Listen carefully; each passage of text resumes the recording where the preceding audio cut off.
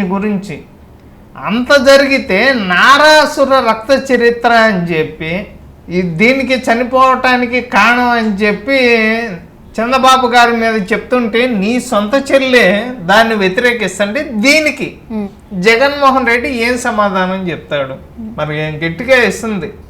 ప్రతిరోజు తాను వదిలిన బాణం తనకే ప్రతిరోజు గుచ్చుకుంటుంటే ఇప్పుడు జగన్మోహన్ రెడ్డి ఏం చెప్తున్నాడు అంటే చెల్లిని నేను మిస్ అవుతున్నాను. పుట్టుక గురించి చీరల గురించి మాట్లాడిన తర్వాత మిస్ అవుతున్నాం చెల్లిని అని మాట్లాడటం చాలా తప్పు కదా.